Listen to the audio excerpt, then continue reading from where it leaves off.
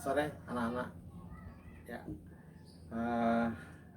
hari ini kita akan belajar ya tentang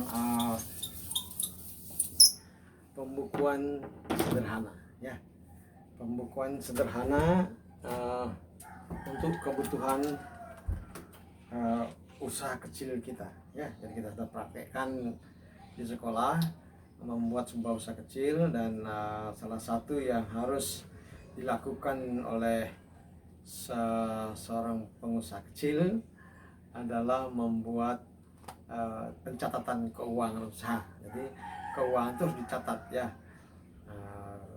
karena nanti belakang kita akan diskusikan apa manfaatnya mencatat transaksi keuangan ya. Jadi dalam sebuah usaha itu ada namanya transaksi. Transaksi itu artinya ada kesepakatan yang berkonsekuensi, kesepakatan antara perusahaan dengan pihak lain, baik eksternal maupun internal, yang punya konsekuensi keuangan. Artinya ada hubungan dengan uang. Ya, jadi uang terlibat di situ ya. Nah, contohnya misalnya membeli atau menerima pinjaman modal dari orang tua misalnya, itu transaksi. Kemudian misalnya membeli bahan pembuatan misalnya onde-onde, nah itu transaksi. Jadi membeli bahan, misalnya membeli garam, itu transaksi ya, karena ada uang terlibat situ, ada kesepakatan antara kita dengan si penjual garam kan. Nah, hari ini kita akan belajar tentang bagaimana cara mencatat transaksi keuangan itu di dalam suatu sistem yang namanya pembukuan atau akuntansi ya. Meskipun kita bikin sederhana, tapi kita bikin pembukuan sederhana untuk kebutuhan kita saja, tetapi kita mau juga bahwa itu sudah melibatkan prinsip-prinsip pembukuan dalam atau prinsip-prinsip akuntansi ya, dalam catatan kita ya, sehingga nanti kalau kita ingin belajar lebih lebih lengkap tentang akuntansi ya, kita bisa nanti belajar lebih lanjut lagi kan. Tetapi kita sudah memulai dari yang sederhana ya. Itu kita akan lakukan hari ini ya. Nah, sebenarnya pembukuan itu untuk yang sederhana kita hanya akan sampai di pembuatan neraca saldo ya. Neraca saldo itu sudah lumayan, itu sudah merupakan salah satu bentuk laporan keuangan. Nah, neraca saldo, untuk membuat sampaikan neraca saldo kita bisa melakukan 3 langkah ya. Jadi ini kita bicara tentang akuntansi ya. Jadi akuntansi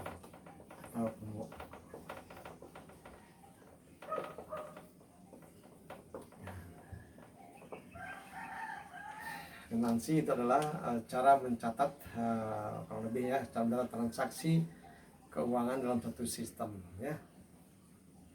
Nah, kita bisa bedakan dalam 3 langkah untuk mencapai pembuatan neraca saldo. Kita akan melakukan 3 langkah ya. Langkah pertama itu adalah transaksi. Ini transaksi, ada transaksi. Maka langkah pertama yang kita lakukan adalah mencatat transaksi di jurnal umum ya, di jurnal umum, jurnal umum, jurnal umum. Kemudian langkah kedua ya, itu adalah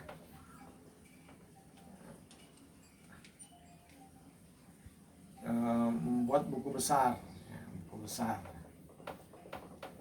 buku besar atau ada yang menamakan juga sebagai rekening, boleh ya, rekening ya, rekening. Kemudian langkah ketiga, yang terakhir, kita akan membuat namanya neraca saldo.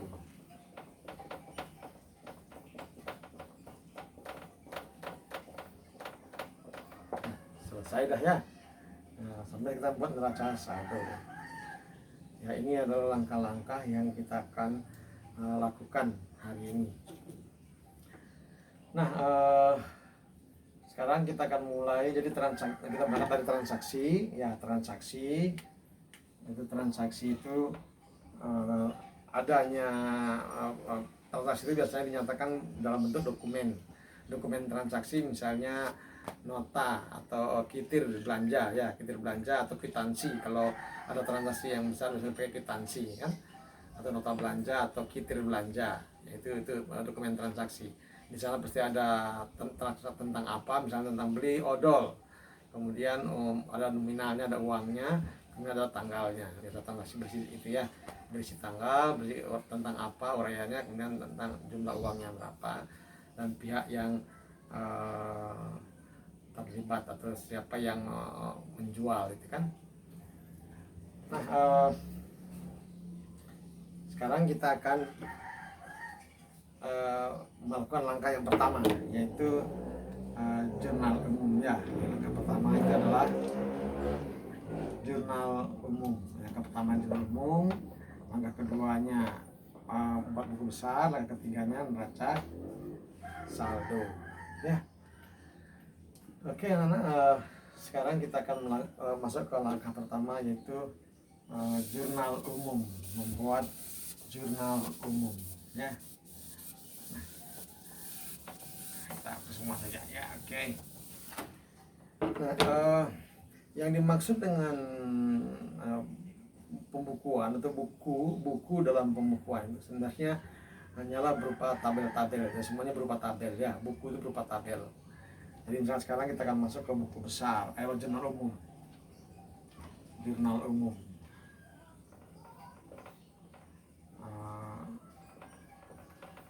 Jurnal umum. Ya. Ini berupa tabel. Nah, tabelnya seperti apa formnya? Ini form tabelnya ya. Ini form tabelnya. Yang pertama itu adalah nomor transaksi, yang ini yang apa namanya, yang Pak buat sedikit mungkin dengan orang lain mungkin agak berbeda, tapi ini prinsipnya sebenarnya tidak masalah. Ini Pak buat sesuai kebutuhan kita, karena kita akan membuatnya di Excel ya, jadi supaya kita bisa gunakan rumus-rumus di Excel, maka bentuk formnya itu nanti kita akan buat seperti ini ya, agak sedikit berbeda dengan kalau pembukuan manual gitu ya. Tapi tidak apa-apa, tidak begitu prinsip ya, tidak melanggar prinsip. Habis nomor transaksi maksudnya ya, kemudian ada tanggal, habis tanggal uraian ya, Pak bikin seperti ini uraian, habis uraian ini kita rekening ya, rekening atau buku besarnya. Rekening ini kita bedakan, atas ada debit, kemudian ada kredit.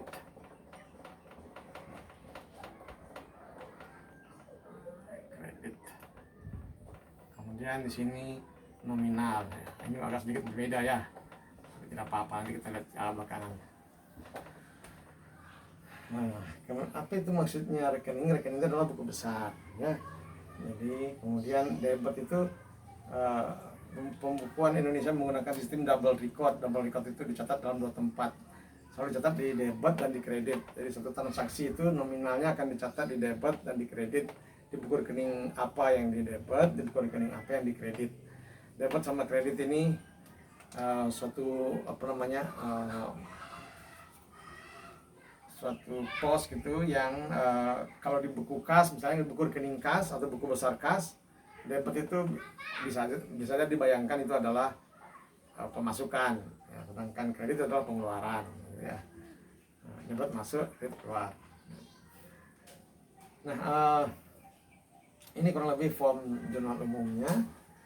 Nah, hari ini kita mau latihan mengerjakan salah satu atau mencatat bagaimana cara mencatat sebuah transaksi di jurnal umum ini, di tabel ini ya. Contoh soal sekarang.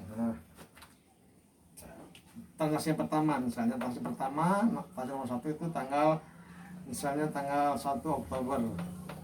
1 Oktober itu menerima misalnya gitu ya. Jadi transaksinya adalah menerima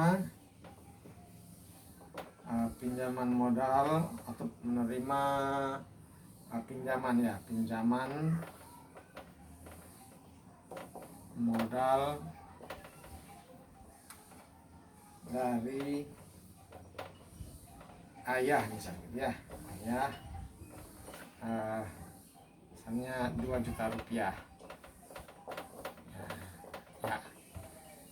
Nah ini adalah satu transaksi tanggal 1 Oktober menerima pinjaman modal dari ayah 2 juta rupiah. Nah itu berupa pinjaman. Jadi biarpun ayah sendiri, kita harus karena usaha ini adalah seolah-olah satu makhluk sendiri yang terpisah dari pemilik pun terpisah, dia seolah makhluk sendiri. Dan ketika ngomong transaksi ini seolah-olah yang ngomong adalah si perusahaan ya. Jadi perusahaan itu adalah satu makhluk sendiri yang ngomong ini menerima pinjaman modal dari ayah. Kalau itu lengkapnya ya, dari ayah misalnya dari ayah Tono, jadi pemiliknya Tono misalnya ya, dari ayah Tono 2 juta rupiah ya. Jadi menerima pinjaman modal dari ayah Tono 2 juta rupiah. Nah, anggap sekarang Tono ini sebagai pemilik usaha. Nah, tetapi si perusahaan ini ngomong menerima pinjaman modal dari ayah Tono. Nah, bagaimana sekarang cara mencatat transaksi ini di tabel jurnal umum ini? Pertama nomor transaksi nomor 1 ya. Kemudian tanggalnya 1 Oktober. Ya, gampang gitu ya. Kemudian uraiannya menerima pinjaman modal dari ayah Tono. Nah, ya. Kemudian sekarang nominalnya 2 juta rupiah. Harus nominal dulu ya, nominalnya 2 juta rupiah. Sekarang ini kita akan mengisi rekening apakah yang terlibat di transaksi ini, atau buku besar apakah yang akan timbul di transaksi ini, atau yang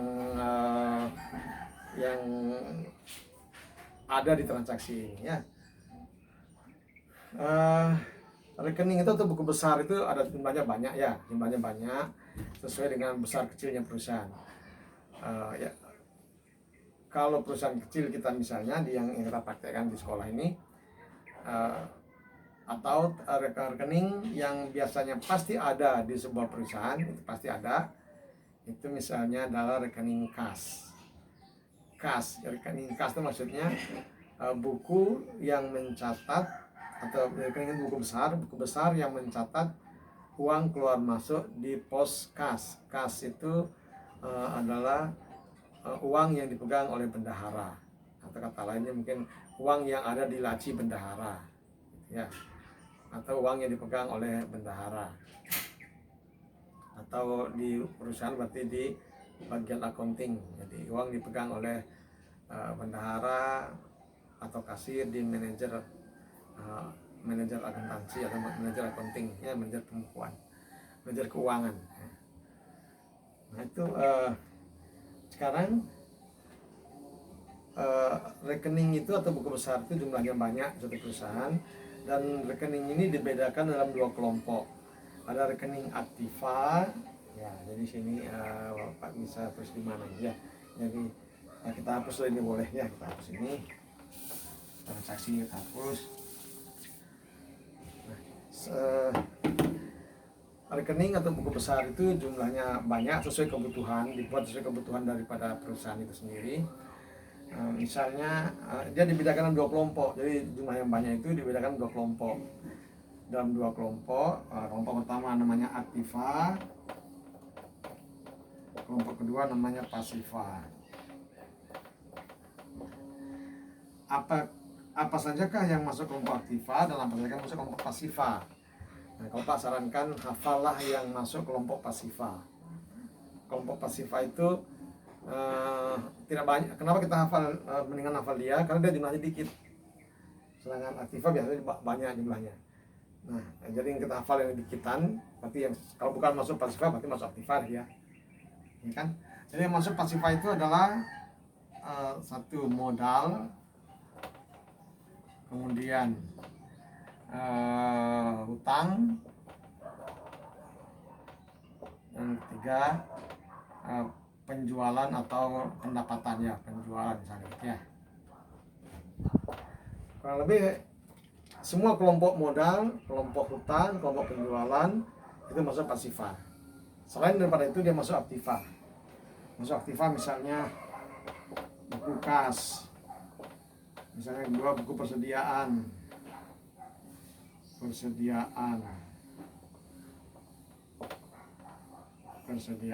kan.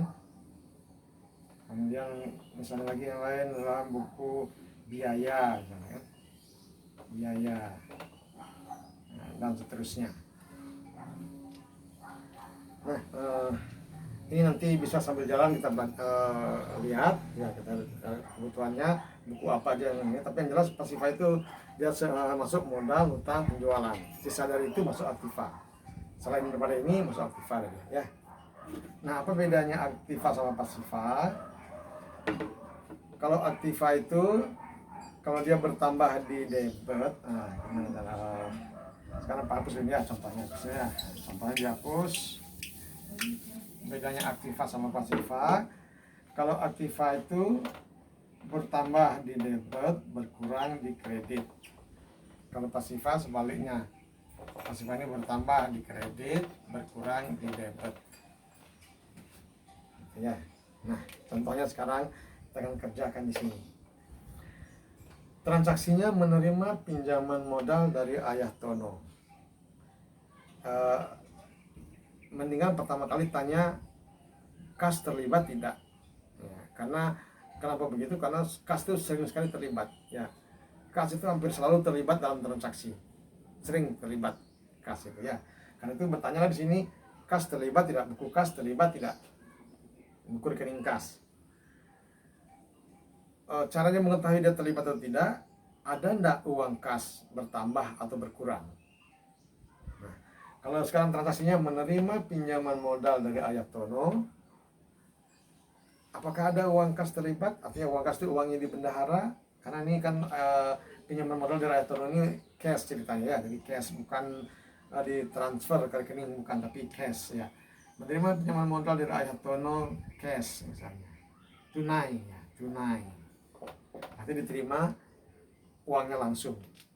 Berarti yang terima adalah bendahara. Maka kas terlibat. Nah, ketika bendahara terima uang kas itu dicatat di buku kas. Itu namanya buku rekening kas ya, rekening kas. Sekarang pertanyaannya, kas bertambah atau berkurang? Ya betul, bertambah kan, karena ada terima uang dari Ayah Tono, nanti masuk di buku kas. Kas bertambah, ada uang bertambah di kas. Nah, karena kas itu termasuk aktiva, bertambah di debit, maka kita tulis di sini kas, dari rekening kas yang di debit. Nah, pertanyaannya, apakah yang dikredit? Karena memang dua-duanya harus selalu terisi, tidak boleh salah satu tidak terisi. Karena kan double record, dicatat di dua tempat, dicatat di buku kas, nanti dicatat di buku apa satu lagi. Nah, ini berupa pinjaman, kas di debit. Apakah yang dikredit? Karena pinjaman, maka itu berarti perusahaan sekarang berhutang kepada Ayah Tono ya, karena pinjaman, bukan dikasih gratis atau bukan berupa modal. Bukan Ayah Tono ikut memiliki perusahaan dan ngasih modal, berarti Ayah Tono ikut memiliki perusahaan. Tapi ini tidak hanya ngasih pinjaman, suatu hari harus dikembalikan. Maka kita berhutang ke Ayah Tono. Kas di debit, apa di kredit? Ya mungkin salah satu pertanyaan bisa dibuat juga adalah ada uang bertambah di kas, karena kas di debit. kita bisa tanya dari manakah datang uang kas ini yang bertambah ini? Itu dari hutang. Maka sekarang kita tulis di kredit hutang. Ya, hutang kita bertambah atau berkurang? Bertambah. Pasifa itu bertambah di kredit. Berarti karena hutang termasuk pasifa, jadi hutang ini termasuk pasifa kan tadi.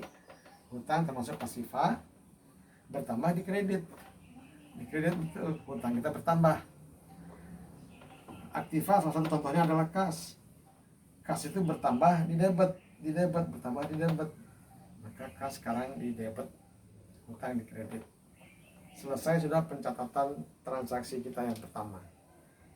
Benar, pencatatannya benar. Jadi kalau kita baca tanggal 1 transaksi nomor 1 tanggal 1 Oktober menerima pinjaman modal dari Ariatono, maka uang kas bertambah 2 juta, hutang bertambah 2 juta. Ya. Selesai kita catat di jurnal umum untuk transaksi pertama. Kita sekarang ambil contoh transaksi yang kedua. Transaksi lain lagi. Misalnya setelah katakanlah si Tono ini buka usaha misalnya jual pulsa lah ya, jadi jual pulsa HP itu kan, pulsa kartu HP. Setelah transaksi yang kedua sekarang, jadi transaksi kedua tanggal 2 Oktober misalnya membeli saldo pulsa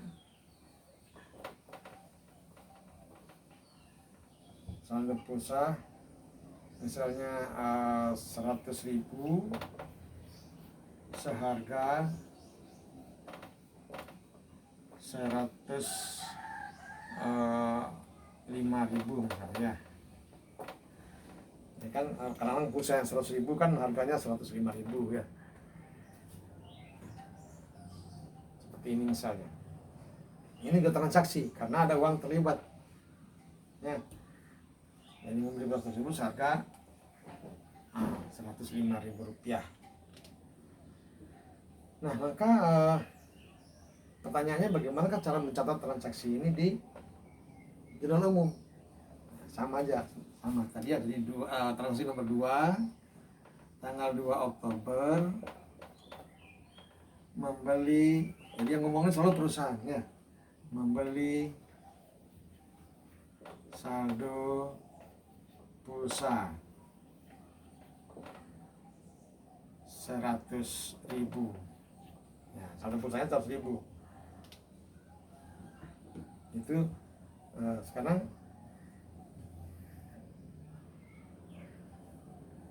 apa yang transaksi terlibat di rekening apa yang terlibat di transaksi ini? Kita selalu bertanya mulai dari kas. Rekening kas terlibatkah? Ya, terlibat karena ada uang kas yang keluar kan. Jadi sekarang membeli saldo pulsa 105.000 berarti ada uang kas keluar 105.000. Nah maka kas terlibat. Nah sekarang kas itu bertambah atau berkurang? Kas berkurang. Kalau kas berkurang, dia adalah kelompok aktiva, bertambah di debit, berkurang di kredit. Nah karena kasnya berkurang, maka kita tulis ini kas di kredit. Kas di kredit. Kalau kas di kredit, kalau begitu apa yang di debit? Nah, kita bisa bertanya, uang kas ini keluar berubah jadi apa? Ya, uang kas itu berubah jadi apa? Nah, dia berubah menjadi saldo pulsa. Maka kita bisa bikin buku rekening yang baru, yaitu persediaan saldo. Sekarang kita sudah punya persediaan saldo. Maka di sini kita bisa bikin persediaan pulsa ya, boleh persediaan pulsa boleh. Persediaan pulsa 100.000. Jadi 100.000. Persediaan itu juga buku persediaan itu adalah buku aktiva, bertambah di debit, berkurang di kredit. Nah sekarang kalau kita membeli saldo pulsa 100.000, apakah pulsa bertambah? Bertambah. Karena dia adalah persediaan itu adalah buku aktiva, maka tempatnya di debit. Ya, artinya persediaan bertambah. buku kas, uang kas apakah bertambah atau berkurang? Berkurang. Karena dia berkurang maka dia dikredit, karena dia termasuk buku aktiva, bertambah di debit, berkurang di kredit. Dia berkurang maka tempatnya dikredit 100.000. Nah sekarang pertanyaannya, ini artinya kalau kita baca ini tanggal transaksi nomor 2 tanggal 2 Oktober membeli saldo pulsa 100.000, ada persediaan pulsa bertambah 100.000, betul. Ada kas berkurang 100.000. Nah ternyata kas kan berkurang 105 bukan 100.000. Maka sekarang bagaimana cara mencatatnya? Supaya dia harus sama ya, harus balance, ini debit sama kredit itu harus sama selalu ya. Nah maka cara mencatatnya,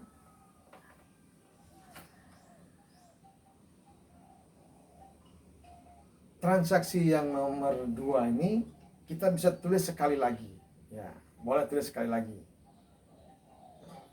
lagi, nomornya 2 lagi karena ini adalah nomor transaksi bukan nomor urut ya, ini kolom nomor transaksi. Nomor transaksi yang kedua tanggal 2 Oktober juga. Nah yang 105.000 tadi itu 105.000 itu 5.000-nya itu, nah